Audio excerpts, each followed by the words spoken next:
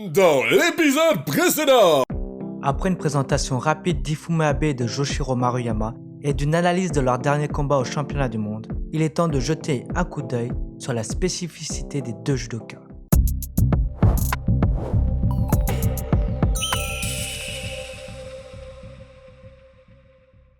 Je commencerai par Ifumi Abe et enchaînerai ensuite sur Yoshiro Maruyama. Je vous ai mis la timeline en description.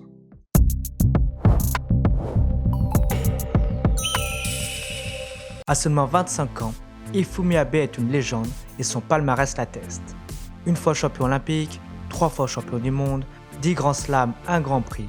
Au total 15 médailles d'or, 3 médailles d'argent et 2 de bronze, le jeune judoka a déjà tout gagné.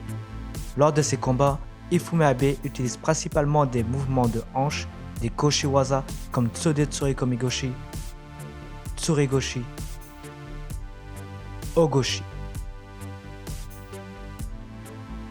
Et il les combine avec Ouchigari, Osotogari ou Kouchigari.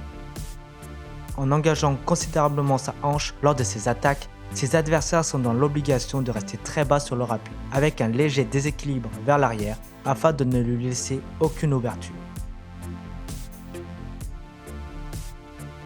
Mais cette tactique est à double tranchant, car Abe s'appuie sur sa palette technique variée et sa capacité à enchaîner des techniques vers l'avant puis vers l'arrière ou inversement, pour déséquilibrer ses adversaires et briser la distance.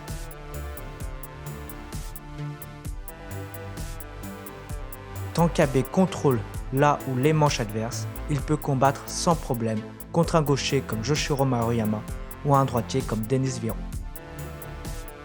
Le Golden Boy laisse assez libre le placement de sa main droite mais impose un fort contrôle de la manche avec sa main gauche. Et une fois qu'Abe contrôle avec les deux manches ou une manche et revers, le japonais est plus que dangereux. Ici son adversaire a peur qu'il attaque vers l'avant avec Tsode Tsurikomigoshi. Mais finalement, Abe va aller dans le sens inverse en faisant un Osotogari. Et ce type de feinte avant-arrière est propre à son judo. On peut le voir lorsqu'il a l'intention de défendre ou de reprendre l'avantage sur son opposant. Il cherche à se rapprocher et à briser la distance. Pour cela, il utilise et lance Ouchigari.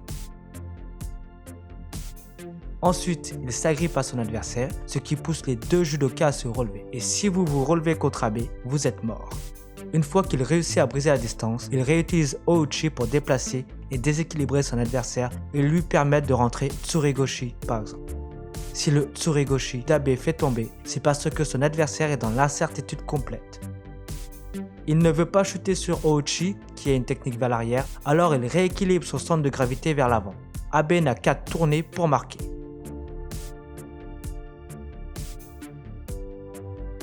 L'incertitude est créée par une entrée ou une phase Tsukuri Kuzushi identique entre son Ouchi et son Ogoshi.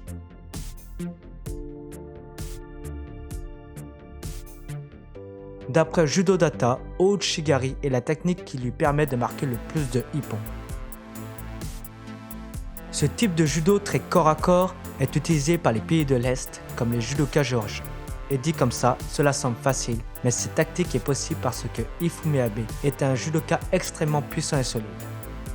Comme le souligne si bien Judo Highlight sur sa chaîne YouTube, on met le plus souvent en avant l'engagement et la force de sa hanche qui fait basculer ses adversaires, mais la hanche ne serait rien si son épaule droite n'avait pas autant de mobilité, de flexibilité et de force pour ne pas se déformer lors de l'exécution. Il est de même pour son tronc qui ne doit pas rompre sous le choc que ça représente et donc doit être gainé. Le physique exceptionnel d'Abe est une clé de sa réussite au combat. Il est un cyborg, une machine à ippon, résistant au feu et rasant tout sur son passage. Je reviendrai.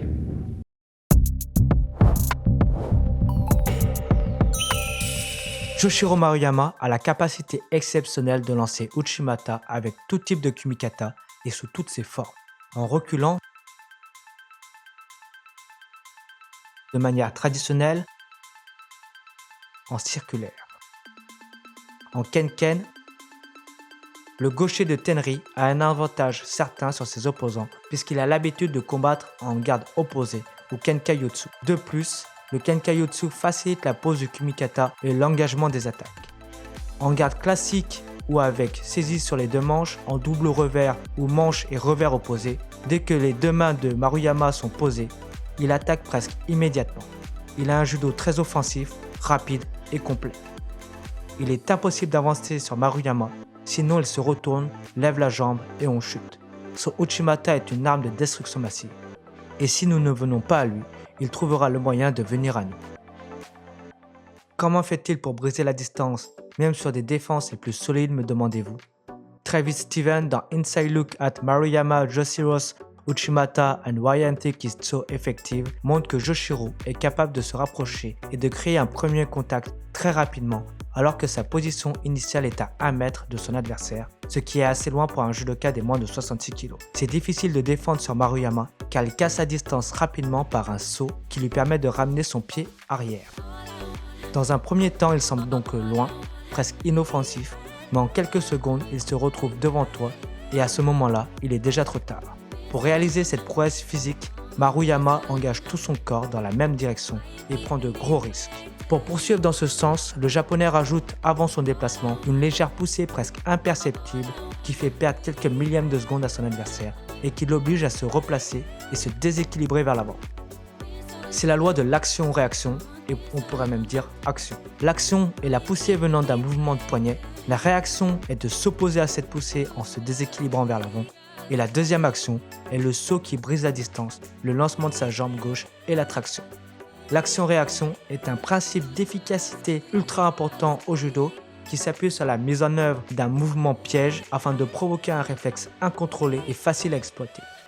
Joshiro sent le judo car il est un mélange de force et souplesse. Il accompagne et se sert du déplacement de ses proies. Et je trouve qu'il est très difficile de savoir quand Maruyama va attaquer car c'est un judoka surprenant et au moment où personne ne s'y attend, il envoie une technique improbable mais qui fonctionne. Il arrive à sentir des choses qu'aucun autre judoka n'est capable de sentir et qu'aucun spectateur ne perçoit. C'est le propre d'un artiste d'avoir une sensibilité différente des gens normaux, n'est-ce pas? Maruyama est un artiste, un peintre contemporain doté d'un réalisme exceptionnel qui nous rappelle ce vieil art martial qu'est le judo.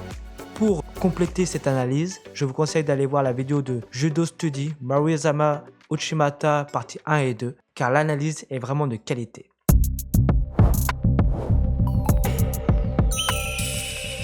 Rambier en 1987 et Roux en 1990 ont dressé un profil de judoka considéré comme expert qui reste toujours d'actualité et dont Maruyama et Abe sont des exemples parfaits. Selon eux, le judoka doit posséder un ou deux spéciaux, de face et de dos et être capable de les exécuter sur différentes opportunités, différentes saisies et différentes prises d'appui, les enchaîner sur différents types d'attaques, c'est-à-dire les redoubler, aller dans le même sens ou dans le sens contraire, les utiliser en attaque directe ou en feinte et cela nécessite une variété technique et des directions d'attaque bien sûr différentes. La notion de saisie pour eux est aussi primordiale. Le judoka doit en posséder plusieurs, une préférentielle, une complémentaire et ou une de rechange et être capable de travailler à la reprise de garde quand une main peut accrocher.